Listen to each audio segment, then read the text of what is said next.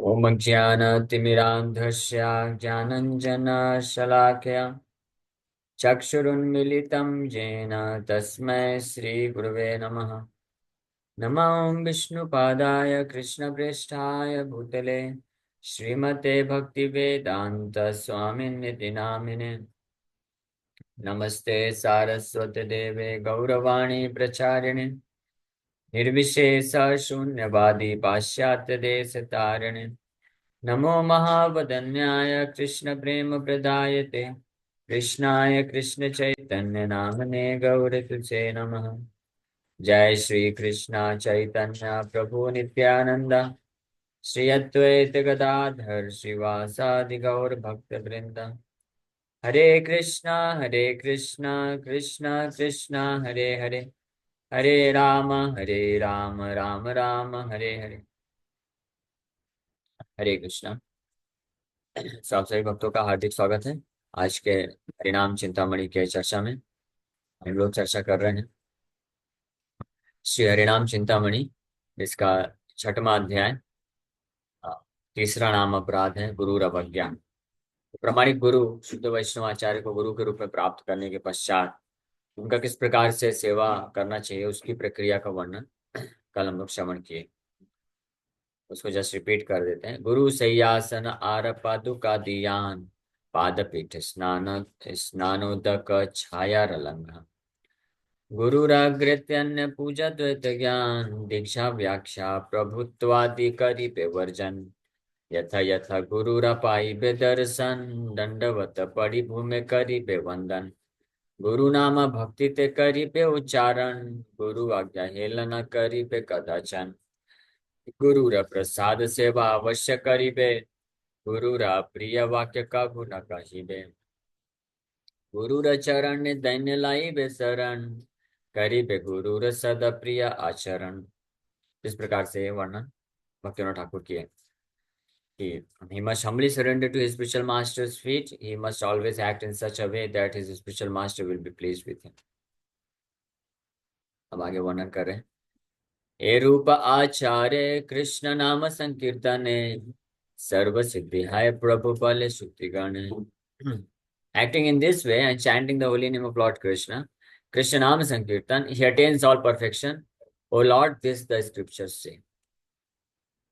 तो सभी शास्त्रों का ये कहना है, शास्त्रों का निष्कर्ष है कि इस प्रकार से, किस प्रकार से जो अभी वर्णन किए पिछले कई श्लोकों में, कि किस प्रकार से गुरु का दैन्य भाव से सेवा करना, और इस प्रकार से जब कोई सेवा करता है और साथ ही साथ में कृष्ण नाम संकीर्तन में जुड़ जाता है, निरंतर कृष्ण नाम संकीर्तन करता है, तो सर्व सिद्धि है प्रभु बले सुद्धि गण, तो उसको सर्व सिद्धि प्राप्त हो जाती है। और सर्व सिद्धि क्या है? कृष्ण के चरण कमलों में प्रेम धन को प्राप्त कर लेना, शुद्ध नाम की सिद्धि को प्राप्त कर लेना, वो परफेक्शन स्टेज को व्यक्ति प्राप्त कर सकता है गुरु का दैन्य भाव से सेवा करने से और साथ ही साथ में नाम संकीर्तन। इसी को एक उपनिषद में बोला गया है, यश्च देवे परा भक्ति तथा देवे यथा गुरु तस्यैव कथिता ही अर्था प्रकाशन्ते। जितनी मात्रा में कृष्ण के प्रति भक्ति है और उतनी मात्रा में अगर गुरु के प्रति भी होती है, तो दोनों के प्रति होने से परफेक्शन, परम सिद्धि व्यक्ति को प्राप्त हो जाती है। नाम गुरु प्रति यदि अवज्ञा घटाय दुष्ट संगे दुष्ट शास्त्र मत समाश्रय तबे से ही संग से ही शास्त्र दूर करी विलाप करिबा से गुरु पदे धरी। If by associating with wicked people or taking shelter of the philosophy of wicked books on one disobeys his Nam Guru, one should throw that association or those books far away, grasp his spiritual master's feet and confess his misdeeds. तो अब अगर अपराध हो जाए तो उसका क्या निवारण है, तो ये बता रहे हैं। गुरु और अपराध अगर हो जाए तो अपराध क्यों होता है, उसका एक ही कारण है। चाहे आप देखिए, जो दूसरा नाम अपराध हुआ या पहला नाम अपराध हुआ, ये दूसरा और तीसरा नाम अपराध, इससे तीनों का अभी तक जो चर्चा की है, एक ही कारण बताया जा रहा है कि अगर दुसंग, दुष्ट संग दुष्ट शास्त्र मत समाश्रय। अगर कोई बैड एसोसिएशन में, गलत संगति में फंस जाता है, तो गलत संगति में होने के कारण व्यक्ति, या गलत शास्त्रों को पढ़ने के कारण, गलत शास्त्र मतलब ये जो भौतिक चीजें, भौतिक इंद्र तृप्ति की भावना को प्रेरित करने वाले जो राइटिंग्स होते हैं, या कर्मकांडीय शास्त्र भी इसमें आ जाएंगे। वैदिक शास्त्र में भी जो कर्मकांडीय शास्त्र हो गए, जो भौतिक प्रलोभन उत्पन्न करते हैं, तो भौतिक कामस्तैस्ते ऋतज्ञान प्रपद्यन्ते देव, कामस्तैस्ते ऋतज्ञान। तो ऐसे दुत्संग, या तो जो है असत संग करने से, ऐसे लोगों का संग करने से जो इंद्र तृप्ति करने के लिए बहुत प्रेरित है, या ऐसे शास्त्र, ऐसी बुक्स और ऐसी चीजें सुनने देखने से जिससे इंद्र तृप्ति की भावना प्रबल हो जाती है हृदय में, तो इसके कारण व्यक्ति का हृतक ज्ञान, वास्तविक ज्ञान जो है अपहरण कर लिया जाएगा, और उसका बुद्धि भ्रष्ट हो जाएगा। और निश्चित रूप में ऐसी स्थिति में फिर वो अपने आध्यात्मिक गुरु के प्रति अपराध कर बैठे। क्योंकि जो प्रामाणिक शुद्ध वैष्णव आचार्य, जो आध्यात्मिक गुरु होते हैं, वो कभी भी चापलूसी नहीं करते हैं। अपने शिष्य का वास्तविक कल्याण करने के लिए उसको प्लेन ट्रूथ बोलेंगे, जो सत्य है उसको बताएंगे। और वो अगर गलत जा रहा है, माया में गिर रहा है, तो उसको ये भी बता करके उसको उद्धार करने का प्रयास करेंगे। लेकिन जो शिष्य अगर गलत संगति में फंस गया है, तो उस गलत संगति में होने के कारण उसकी इंद्र तृप्ति की भावना बढ़ जाएगी, तो भौतिक सुख को ही वो सब कुछ मानने लग जाएगा। और ऐसी स्थिति में जब उसके गुरु उसको कुछ उपदेश देंगे, आज्ञा देंगे कि आप ऐसा मत करो, आप इससे आप माया में फंस जाओगे, कृष्ण भक्ति में आगे नहीं बढ़ोगे, तो गुरु को ही अपना शत्रु समझ बैठेगा और उनके प्रति अपराध करेगा, उनकी अवज्ञा कर लेगा। तो अगर ऐसा कभी हो जाए किसी के द्वारा, तो उसको क्या करना चाहिए? इमीडिएटली तबे से ही संग से ही शास्त्र दूर करे। इमीडिएटली ऐसे संग को त्याग देना चाहिए, ऐसे शास्त्रों को छोड़ देना चाहिए, दूर चले जाना चाहिए। ऐसे संग तो त्याग करके और विलाप करके, गुरु के चरण कमलों को पकड़ के विलाप करते हुए उनसे माफी मांगना चाहिए। और निश्चित रूप में जो प्रामाणिक गुरु होते हैं, शुद्ध वैष्णव होते हैं, तो ऐसी स्थिति को जानते हुए क्षमा कर देते हैं, और फिर वापस से जो शिष्य हैं वो अच्छे से भक्ति मार्ग में आगे बढ़ सकता है। तो ये सोल्यूशन बताया गया। तो ये अपराध ना हो, इसके लिए हमको जरूरी है कि हम दुष्ट संग दुष्ट शास्त्र का आश्रय ना लें। अगर शुरू से ही कोई केयरफुल रहेगा, बैड एसोसिएशन, गलत संग नहीं करता है, दुष्ट संग नहीं करता है, दुष्ट शास्त्र को नहीं पढ़ता है, तब वो बचा रहेगा। कभी भी अपने आध्यात्मिक गुरु के प्रति ये भावना नहीं आएगी कि ये मेरा अहित चाहते हैं, शत्रुता का भाव नहीं आएगा, इसलिए कभी वो अपराध नहीं करेगा। अगर कहा, अगर केवल भक्तों का संग करेगा और जो सद शास्त्र है, भागवत शास्त्र हैं, भक्ति संबंधित शास्त्र हैं, उनको ही पढ़ेगा, उन्हीं को सुनेगा, तो कभी फिर उसके माध्यम से उसको गुरु की महिमा पता चलेगी, वैष्णवों की महिमा पता चलेगी। हमेशा हृदय में आभार का भाव प्रकट रहेगा। तो इसलिए गुरु जब उसको आध्यात्मिक मार्ग में बढ़ाने के लिए कभी उसको डांटेंगे या कभी उसको सुधार करेंगे, तब भी वो गुरु का विरोधी नहीं होगा, तब भी वो विनम्रता पूर्वक प्रयास करेगा आगे बढ़ने के लिए। तो ये बेस्ट है वैसे तो।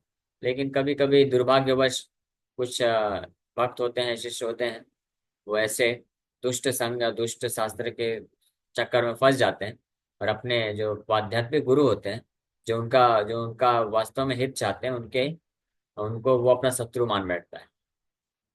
तो अगर ऐसा कभी हो जाए और उसको बड़े सौभाग्य से अगर पता चल जाए कि मैंने गलत कर दिया, तो उन शास्त्रों, उस संघ को त्याग करके गुरु के चरण कमलों को पकड़ के उनसे माफी मांग लेना चाहिए। कृपाकारी गुरुदेवा हई बे सदाय, नामे प्रेमा दिबे से वैष्णव दयामय। The merciful spiritual master will then give his mercy. That merciful Vaishnava will give him the gift of love for the holy name. क्योंकि गुरुदेव जो होते हैं सदया, मर्सी, कृपा, कृपा करके, वैष्णव दयामय होते हैं, तो कृपा करके उसके अपराध को क्षमा कर देंगे, और फिर उसको वापस से हरिनाम का उपहार प्रदान कर देंगे। हरिदास पद रेणु भरस यहार, नाम चिंतामणि गाया तृणाधिक चार। A person who is lower than a blade of grass and less worthy than a pile of ashes, but somehow has faith in the dust of Haridasa's feet, speaks this Harinam Chintamani। तो श्रीला भक्ति विनोद ठाकुर बड़े विनम्रता पूर्वक ये आखिरी प्यार लिख रहे हैं कि हरिदास के पद चरणों की धूल पे जिसका एकमात्र जिनका भरोसा है, ऐसे भक्तिविनोद ठाकुर जो कि ग्रास से भी तृणाधिक है, ग्रास घास तृण से भी अधिक पतित हैं, और less than a pile of ashes, वो इस प्रकार से हरिनाम चिंतामणि का गान कर रहे हैं। इति श्री हरिनाम चिंतामणो गुरु अवज्ञा विचारो नाम षष्ठः परिच्छेदः। इस प्रकार से गुरु अवज्ञा जो तीसरा नाम अपराध है ये कंप्लीट होता है इस छठे अध्याय में। अब नेक्स्ट चैप्टर जो हम लोग कल चालू करेंगे वो सातवां अध्याय है। ये चौथा नाम अपराध के ऊपर है, क्रिटिसाइजिंग द वैदिक स्क्रिप्चर्स, श्रुति शास्त्र निंदा, श्रुति शास्त्र निंदनम, इसके बारे में चर्चा कल से प्रारंभ करेंगे। तो अभी प्रश्न दे सकते हैं किसी वक्त, अगर कोई प्रश्न है। अभी तक के 3 नाम अपराध चर्चा किए गए हैं, तो इससे संबंधित कोई प्रश्न है तो आप लोग पूछ सकते हैं। हरे कृष्णा कृष्णा कृष्णा हरे हरे, हरे राम राम राम। यस रेवती जीवन प्रभु। तो भी नाम अपराध 58 नंबर का श्लोक में लिखा है, यदि धूर्त लोगों के संग में आता है, नैतिक में अनैतिक सब पुस्तकों में दर्शन के शरण लेकर व्यक्ति अपने नाम गुरु की अवज्ञा करता है। प्रभु जी, हम अपने प्रभुपाद की किताबा पढ़ते हैं और प्रभुपाद की किताबा पढ़ने को ही हम ज्यादा विश्वास रखते हैं, ये बात ठीक है अपनी जगह पे। लेकिन कुछ ऐसी किताबा है जो हमारे प्रभुपाद के इसके अंदर रिलीज में नहीं है। तो फिर हम देखते हैं कि जैसे गर्ग संहिता हो गई, या फिर भविष्य पुराण हो गया, नारद पुराण हो गया। तो प्रभु जी, ये किताबा भी तो कहीं न कहीं शास्त्रों में और भगवान की लीला के बारे में लिखा हुआ है। तो भगवान की लीलाएं पढ़ने में कोई अपराध होता है अगर हम बाहर की किताबा पढ़े तो? देखिए, तो वो निर्भर करता है कि अगर कोई अन्य शास्त्रों को पढ़ता है, तो पहली बात तो शास्त्र अलग अलग प्रकार के हैं। तो जो वैष्णव भक्त हैं, जो वैष्णव भगवान विष्णु के प्रति शुद्ध भक्ति प्राप्त करना चाहते हैं, तो उनको विशेष रूप से केवल भक्ति शास्त्रों को पढ़ना चाहिए। भक्ति शास्त्र के अलावा जो शास्त्र है उसको नहीं पढ़ना चाहिए। ये अगला जो नामापराध आ रहा है, इसमें भक्तिविनोद ठाकुर स्पष्ट वर्णन करेंगे इसके बारे में। आपके प्रश्न का उत्तर वहां पे और अच्छे से आएगा। श्रुति शास्त्र निंदनम के ऊपर भक्तिविनोद ठाकुर लिखते हैं कि शास्त्रों का ब्लास्फेमी करना, निंदा करना एक नाम अपराध है। तो उसमें अगर कोई जो है भागवत शास्त्र है, भागवत संबंधी भक्ति से संबंधित शास्त्रों के विरोध में कोई शास्त्र को पढ़ता है और लिखता है, उसका व्याख्या करता है, तो वो भी एक नाम अपराध में आ जाता है। तो इसलिए वैष्णवों को तो इन शास्त्रों को तो त्याग ही देना चाहिए पूरी तरीके से, कर्मकांडी शास्त्र वगैरह, तो उससे ज्यादा लेना देना कुछ नहीं रखना चाहिए। अब रही बात जो आपने बताए, वो भक्ति संबंधित शास्त्र हैं, नारदीय पुराण हो गया और भविष्य पुराण, ये सब हो गए। तो ये जो है पढ़े जा सकते हैं, तो इसमें कोई इतना दिक्कत नहीं है। बट इसमें क्या होता है कि कई बार जो परिपक्व नहीं होते हैं भक्त, जो भक्ति के जो सिद्धांत है उसमें कोई गहराई से अगर स्थित नहीं है, तो वो कई बार भ्रमित हो जाते हैं। क्योंकि क्या होता है, जो महान आचार्य होते हैं वो देश काल परिस्थिति के अनुसार जानते हैं कि शास्त्रों के सिद्धांतों की शिक्षाओं को कैसे प्रदान करना है। तो इसलिए जब तक हम भक्ति में पूरी तरह से निश्चित नहीं हो जाते हैं, कम से कम मध्यम अधिकारी भक्ति के स्तर पे नहीं पहुंच जाते हैं, तो हमको श्रील प्रभुपाद जी के बुक्स के अलावा और कुछ नहीं पढ़ना चाहिए। ये पहली बात। प्रभुपाद जी की बुक्स को अगर कोई अच्छे से पढ़ लिया है और भक्ति में इस्कॉन में अच्छे से सिंसियरली किसी ने 10 साल 15 साल 20 साल भक्ति किया है, यानी इस भक्ति के सिद्धांतों को अच्छे से समझ रहा है, तब वो प्रचार के उद्देश्य से और प्रभुपाद जी का सेवा अच्छे से कर सके, इस उद्देश्य से कभी उसको कुछ अन्य जो भक्ति संबंधित शास्त्र पढ़ने की जरूरत पड़े, तो वो वरिष्ठ भक्तों का आज्ञा लेकर के पढ़ सकता है, उसमें मना नहीं है। लेकिन सबसे पहले प्रभुपाद जी की सारी books, small medium big book, Bhagavatam, Chaitanya Charitamrita, nectar of devotion, ये सब पहले अच्छे से पढ़ लेना चाहिए, समझ लेना चाहिए। ये पहली बात है।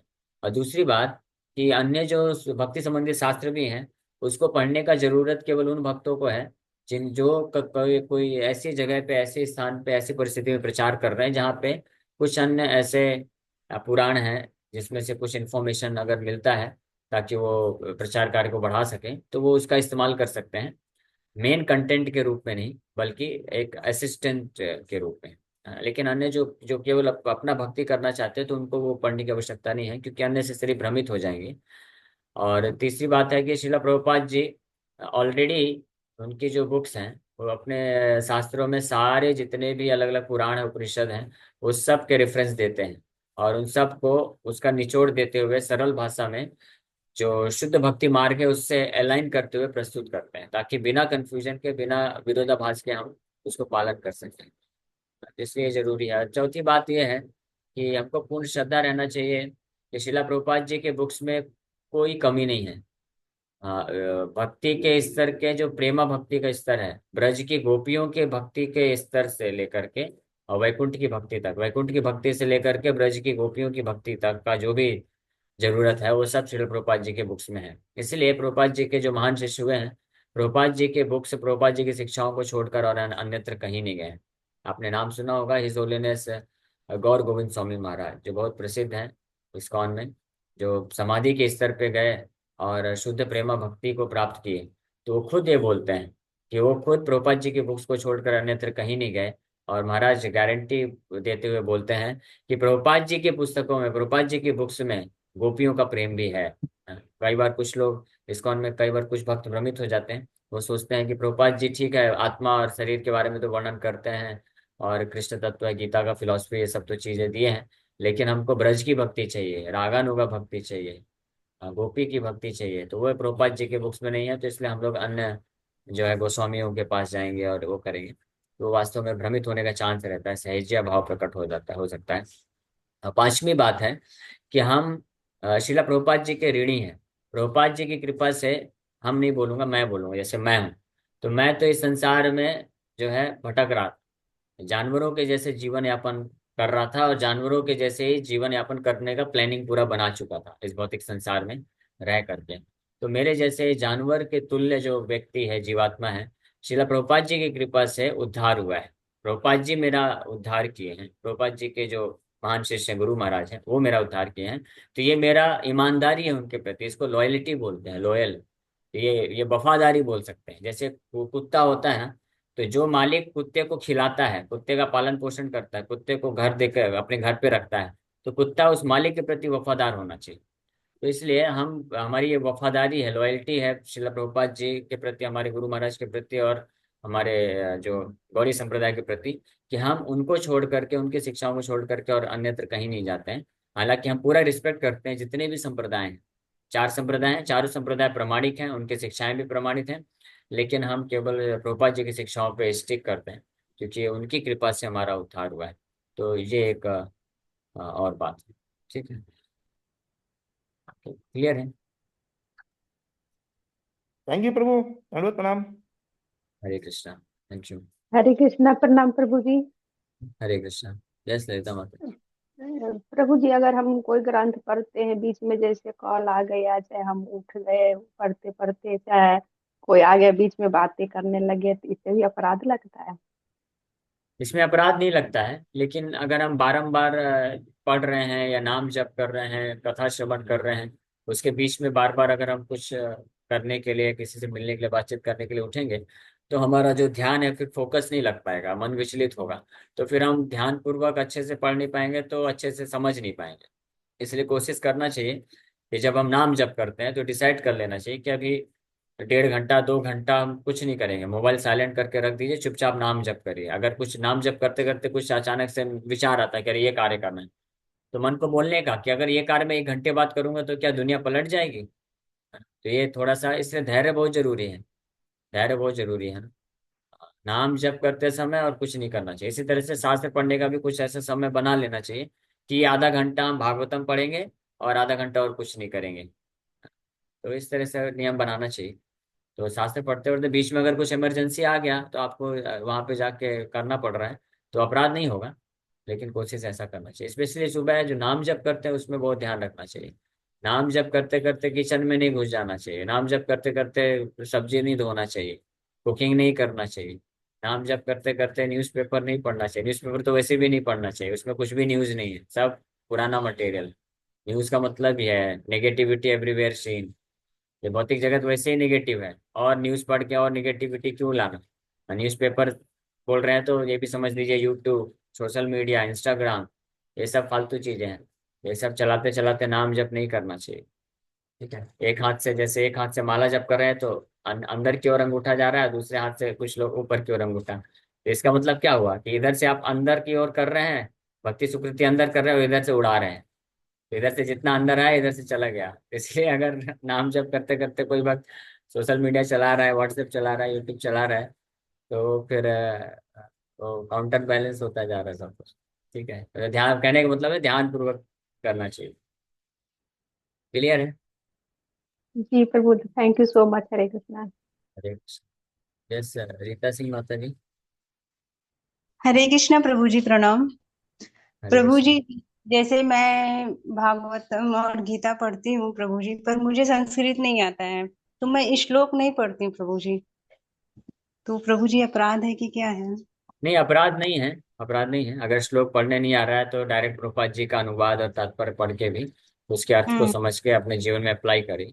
लेकिन अगर हम्म। धीरे धीरे प्रयास करेंगे तो प्रभुपाद जी इसलिए बहुत हमारे ऊपर कृपा किए हैं कि श्लोक के साथ साथ श्लोक को तोड़ तोड़ करके एक एक शब्दों का अर्थ भी दिए। तो अगर हम्म। श्लोक पढ़ना नहीं आ रहा है तो जो उसका शब्दार्थ है उसको पढ़ते पढ़ते आप धीरे धीरे श्लोक सीख जाएंगे। तो हमको वो भी पढ़ना चाहिए, क्योंकि हमको सोचना चाहिए प्रभुपाद जी बहुत मेहनत की है इसमें। आप सोचिए, अगर प्रभुपाद जी भी अगर प्रभुपाद जी केवल अनुवाद और तात्पर्य लिखते ना, तो उनको इतना मेहनत नहीं लगता, बहुत जल्दी ग्रंथों को लिख देते हैं। ये प्रभुपाद जी पूरा समय लगा करके एक एक श्लोक लिखे, उसका इंग्लिश में भी श्लोक लिखे, फिर उसका शब्दार्थ लिखे, अब वो विचार एक एक शब्दों में क्या अर्थ देना है वो पूरा विचार करके लिखे। तो इतना मेहनत किए रात रात भर जा करके। तो हम हाँ भक्तों जी। का इसलिए जिम्मेदारी है कि प्रभुपाद जी ने अपने ग्रंथों में जो भी लिखा है वो सबको पढ़े हैं, हमारे लाभ के लिए प्रभुपाद जी दिए। ठीक है ठीक प्रभु जी। जो प्रभु जी जो छोटे शब्द तोड़ तोड़ लिखे हैं प्रभु जी, प्रभुपाद जी, वो तो मैं पढ़ती हूँ प्रभु जी, पर वो माइंड में नहीं आता है प्रभु जी। चलेगा, अगर नहीं भी आता है माइंड में तो कोई दिक्कत नहीं, आप अपनी तरफ से प्रयास करिए, आप पढ़िए ठीक है प्रभु जी। धीरे धीरे। भागवतम सुबह पढ़ना चाहिए कि रात में? भागवतम दिन में पढ़ेंगे तो अच्छा है, सुबह पढ़े तो अच्छी बात है, क्योंकि फिलोसफी है, सिद्धांत है। तो रात में हम्म। पढ़ने में हो सकता है कि थके रहते हैं, नींद आती है, तो हम समझ नहीं पाएंगे। अगर ठीक। ऐसा अपराध नहीं है, रात में भी हम्म। पढ़िए, कोई दिक्कत नहीं। हम्म। रात को 12 बजे भी पढ़ सकते हैं। हिज होलीनेस राधा गोविंद महाराज तो भागवतम लेकर के सोते हैं साथ में, और रात में कई बार रात में जाग जाग के भागवतम पढ़ते हैं। तो वो दिव्य स्तर पे हैं, इसलिए वो रात, आधी रात को पढ़े, सुबह पढ़े, दिन में पढ़े, ट्रेन में पढ़े, कहीं भी पढ़े, वो हमेशा हम्म। भागवत को, रस को आस्वादन कर सकते हैं। लेकिन हमको, हमारे लिए ये जरूरी है कि हम अच्छे से, जब माइंड फ्रेश हो तो हम उस वक्त पढ़ेंगे तो अच्छे से समझ पाएंगे। लेकिन कभी भी पढ़ना चाहिए, भागवतम हमेशा पढ़ना चाहिए। ठीक है प्रभु जी। हरे कृष्णा प्रभु जी, प्रणाम। हरे कृष्ण। ये संगीता माता जी, आपका प्रश्न है? हरे कृष्ण प्रभु जी, दंडवत प्रणाम। हरे कृष्ण। प्रभु, जैसे अभी थोड़ा सा बाय फॉर्चून रामेश्वरम आने का सौभाग्य मिला है अभी, तो जैसे हम कहीं दूसरी भी देवी देवताओं को देखते हैं तो हमें कृष्ण भगवान और राम ही, जैसे आपने कहा वैष्णव हमेशा हर जगह भक्त के रूप में दिखता है, मतलब बाकी देवी देवताओं को, और मेन फोकस उनका कृष्ण और राम को ही स्वयं भगवान मानते हैं। तो हमें यहाँ पे किस तरह प्रकार से दर्शन करना चाहिए? जैसे यहाँ पे राम जी ने ही शिवलिंग की पूजा की, तो लोग गलत वे में लेते हैं कि तो शिव आप सही वे में, में लीजिए। जैसे रामेश्वरम का कि दो अर्थ बताया हरे जाता कृष्ण। है। रामेश्वरम का एक अर्थ तो है कि राम जिनके ईश्वर है, वो अर्थ है, वो वास्तविक अर्थ है। राम जिनके ईश्वर हैं वो है रामेश्वरम। भगवान शिव का नाम है रामेश्वर। तो राम जिनके ईश्वर है वो है। और दूसरा, भगवान रामचंद्र जो है शिवलिंग का पूजा किए, तो वैष्णव का क्लियर कट अंडरस्टैंडिंग होता है, वो भगवान रामचंद्र के इतने प्रिय भक्त हैं शिव जी। वैष्णव नाम यथा संभव, इसलिए भगवान अपने भक्त का पूजा कर रहे हैं, इसमें क्या दिक्कत है? भगवान तो बोलते भी हैं कि मैं अपने भक्तों का सेवा करता हूँ, पूजा करता हूँ, मत भक्ता पूजा विधिका, मेरे भक्तों का पूजा मेरे से ज्यादा श्रेष्ठ है, भगवान बोलते हैं। तो भगवान खुद भी आके करते हैं। भगवान नारद मुनि का भी पूजा किया, उनके चरणों को धोए द्वारका में। भगवान जो है सुदामा ब्राह्मण का भी पूजा किए, चरण धोए उनके, और ऐसे अनेकों भक्तों का भगवान ने पूजा की। इसमें कोई आश्चर्य की बात नहीं, भगवान तो करते ही, भगवान के लिए स्वाभाविक है वो।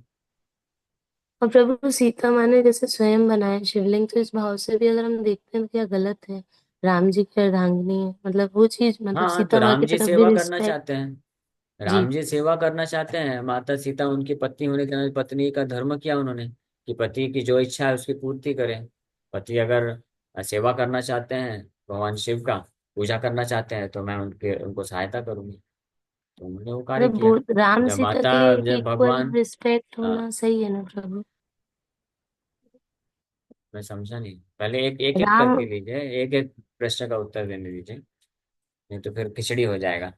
हाँ, जैसे जब द्वारका में सुदामा ब्राह्मण आए, तो भगवान कृष्ण तो चरण धो रहे थे, माता रुक्मणी को फैन पकड़ा दिए, लो। तो माता रुक्मणी क्या कर रही है? चामर डुला रही है, महालक्ष्मी है सोचिए। महालक्ष्मी माता रुक्मणी वो सुदामा ब्राह्मण को चामर सेवा कर रही, सेवा कर रही, एक तरह से दासी बन गई। क्यों? क्योंकि कृष्ण दास बनने को तैयार हैं, कृष्ण सेवा कर रहे हैं, तो उनकी अर्धांगिनी होने के नाते वो भी कृष्ण को सहायता कर रही है, मतलब सुदामा ब्राह्मण का पूजा कर सेवा कर रही है। ओके, और क्या और था? प्रभु जो सीता जी जैसे स्वयं बनाए, मतलब वो शिवलिंग, तो उनके प्रति भी जब मैंने दर्शन किए तो वो भाव आया कि सीता जी ने स्वयं अपने हाथों से बनाए। तो जैसे राम भगवान के लिए और कृष्ण भगवान के लिए आते वैसे भाव आना सही है ना, क्योंकि वो अर्धांगिनी है कि उनको भी हाँ, भक्त के रूप में देखना चाहिए सीता सीताराम माँ को। हरे कृष्ण। वो भक्त भी हैं, भगवान की शक्ति है, ओरिजिनल शक्ति है। वो भगवान सीता और राम में कोई अंतर नहीं है, शक्ति शक्तिमान में भेद नहीं है। राधा कृष्ण सीताराम लक्ष्मी नारायण ये एक ही हैं। उनको इसलिए हम लोग अलग करके पूजा नहीं करते हैं, एक साथ हम पूजा करते हैं, क्योंकि complete complete form of God है। भगवान कंप्लीट तब होते हैं जब उनकी शक्ति भी उनके साथ हो। सीता राम होंगे तब कंप्लीट हैं, राधा कृष्ण है तब कंप्लीट हैं, केवल कृष्ण जो है अकेले कंप्लीट नहीं है। तो इसलिए वो अलग नहीं है, दोनों एक ही हैं, लीला के लिए दो रूप में प्रकट हुए। थैंक यू प्रभु, thank you so Hare much. Krishna. Hare Krishna, धन्यवाद। तो हरे कृष्ण प्रभु जी। हरे कृष्ण, हरे यस कृष्ण प्रवीण प्रभु। प्रभु जी, एक क्वेश्चन था मेरा, थोड़ा अलग है। धाम अपराध के बारे में, जैसे कि जैसे हम अगर वृंदावन धाम में हर महीने जाते हैं तो कोई धाम अपराध होता है क्या? हाँ, धाम अपराध हो सकता है। पहला धाम अपराध ही है कि गुरु की आज्ञा के बिना वृंदावन में जाना, वृंदावन में निवास करना, वो धाम अपराध कहलाता है। क्योंकि गुरु की कृपा से ही धाम प्रकट होता है, हमको जो भक्ति में लेके आए हैं, तो उनकी कृपा से, तो उनसे परमिशन लेना चाहिए। तो हमारे सबके शिक्षा गुरु, प्रोमिनेंट शिक्षा गुरु शिला प्रभुपाद जी हैं। तो शिला प्रभुपाद जी ने ये आदेश दिया है कि हमको धाम में ज़्यादा नहीं रहना चाहिए, कुछ समय व्यतीत करना चाहिए, उसके बाद अपने अपने क्षेत्रों में जा करके प्रचार करना चाहिए, सेवा करना चाहिए। वो ज़्यादा इम्पोर्टेंट है, क्योंकि धाम में ज़्यादा रहने से, ज़्यादा जाने से हम जो है दोष बुद्धि विकसित कर लेंगे। फैमिलियरिटी ब्रिंग्स कंटेम्प्ट, इंग्लिश में भी बोला गया है। तो इससे नुकसान भी हो सकता है। तो इसलिए कभी कभी जाना चाहिए, यात्रा करना चाहिए, प्रेरणा लेना चाहिए, और फिर वापस आकर के अपने क्षेत्र में जो वहाँ के जो भक्त हैं, इस्कॉन मंदिर है, वहाँ पे जाके सेवा करना चाहिए। तब हम धीरे धीरे जब गुरु कृष्ण की कृपा होती है, नित्यानंद प्रभु की कृपा मिलती है, तब हम वास्तविक रूप में धाम में प्रवेश पा सकते हैं। कोई अपने मन से प्रवेश नहीं पा सकता धाम में। कोई सोचेगा कि हम अब वृंदावन में जाके ही रहेंगे, हम कैसे भी रह लेंगे वहाँ पे, हम घर नहीं चाहिए हमको, हम रोड में पड़े रहेंगे, कुछ भी खा लेंगे। तो ये करिए सोचने मात्र से कोई वृंदावन धाम नहीं प्राप्त कर लेता है। वो वृंदावन धाम के ऊपर जो माया का कवरिंग है, वहां पे वो प्रवेश करता है। वास्तविक वृंदावन धाम में कौन प्रवेश करता है? जो गुरु की सेवा करता है, और गुरु की कृपा से उसको वृंदावन धाम में प्रवेश मिलता है, वो एक्चुअल। ठीक है। मैंने पूछा था, अभी मेरे जो शिक्षा गुरु जी हैं उनसे पूछा था, तो वो यही चीज बोल रहे थे कि मतलब अभी मेरा दिल्ली में जॉब सेटल होने वाला है ना, तो वहां से मैंने बोला वृंदावन पास पड़ेगा, तो प्रभु जी मैं बार बार जा सकता हूँ, महीने में एक दो बार जा सकता हूँ क्या? या महीने में एक बार या 2 महीने में एक बार जा सकता हूँ क्या? तो वो यही बोल रहे थे जैसे आप बोल रहे हैं। हाँ, तो उसको पालन करिए। तो इम्पोर्टेंट ये है कि हम सेवा अर्पण करें। आपका वैसे भी जॉब है, तो आप ज़्यादा समय जॉब धंधे में चला जाएगा आपका। तो जब भी आपको महीने में 2-4 छुट्टी मिलती है, तो आप कोशिश करिए कि वहाँ पे इस्कॉन मंदिर में जाकर के कुछ सेवा लीजिए, प्रोग्राम में मदद करिए, प्रचार के लिए फॉलो अप करिए, और ग्रंथ वितरण करिए। ये ज़्यादा जो है गुरु और कृष्ण को प्रसन्न करेगा। ठीक है। और दिल्ली जब में कभी भक्तों के संग में आप यात्रा निकलती है 6 महीने 8 महीने में, तो आप यात्रा में जाइए वृंदावन धाम की, कोई दिक्कत जी जी प्रभु जी। नहीं। हरे कृष्ण। थैंक यू हरे प्रभु। कृष्ण। तो कृष्णदासी वैष्णवी माता जी का प्रश्न। हरे कृष्णा प्रभु जी, दंडवत प्रणाम। हरे कृष्ण। प्रभु जी, मेरा एक प्रश्न था, मैंने हालांकि चैट बॉक्स में भी डाला था क्योंकि नेटवर्क कभी कभी हाँ नहीं हाँ होता है। हाँ, मैं समझ मेरा गया हाँ। वो भागवत गीता आपने कोई पढ़ा जिसमें कृष्ण के अस्तित्व को निकारा नकारा गया है, तो सही बात है, हाँ, वो यूजलेस है। उसको उसको बिल्कुल नहीं पढ़ना चाहिए और ना ही किसी का को देना चाहिए। लेकिन अगर उसमें भगवत गीता के श्लोक हैं तो उसको डस्टबिन में नहीं डालना चाहिए। फिर आप उसको क्या कर सकते हैं कि उसका कुछ सदुपयोग कर लेना चाहिए, पेजेस ऐसा कुछ कर लेना चाहिए। उसमें श्ल- श्लोक नहीं थे, बस उसका मतलब श्ल- टाइटल था बुक का कि वो हाँ, तो भागवत श्लोक गीता नहीं है। है तो फिर वो यूजलेस है, रबिश है, उसको फेंक दीजिए, कोई मतलब नहीं है। हाँ, तो मैंने उसको रद्दी में दे दिया, तो उसका अपराध कोई नहीं बना ना नहीं प्रभु नहीं, जी। अपराध कैसे होगा? जो गीता लिख रहा है उसमें टीका ना तो कृष्ण के श्लोक है ना तो कृष्ण को स्वीकार कर रहा है।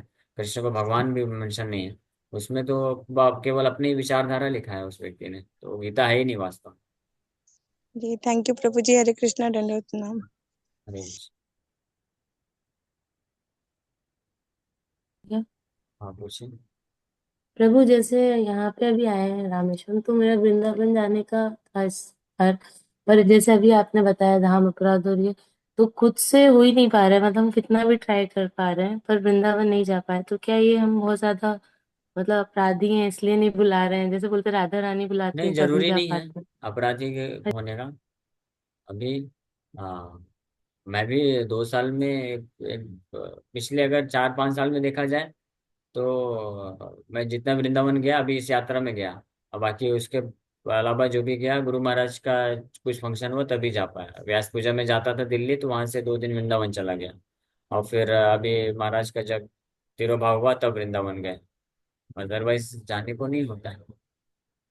जगन्नाथपुरी भी 3 4 साल प्रभु? हो आज गया। तक नहीं गए हम, आज तक नहीं गए प्रभु। हाँ, तो आप हृदय में इच्छा रखिए, भगवान की कृपा होगी तो हो जाएगा। जी प्रभु, हरे कृष्ण धन्यवाद।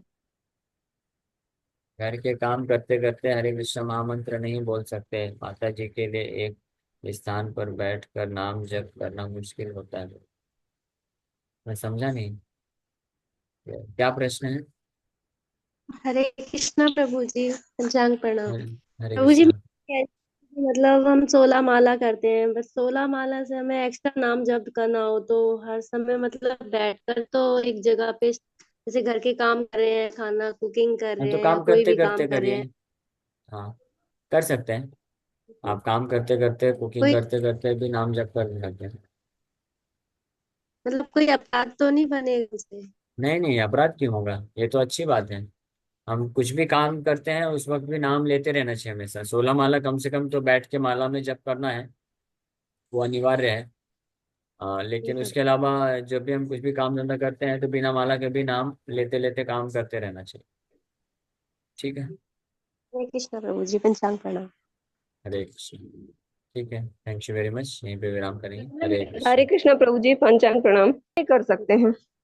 नहीं नहीं, कथा श्रवण जब कर रहे हो तो नाम जब उस समय नहीं करना चाहिए क्योंकि अपराध हो जाएगा।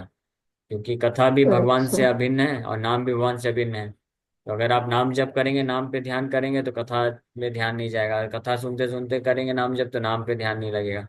तो किसी एक के प्रति अपराध हो जाएगा और दोनों भगवान ही है। तो इसलिए एक ही चीज करना चाहिए, या तो कथा सुनिए या तो नाम जप करिए। जी ओके। जी हरे कृष्ण। जी। हरे कृष्ण।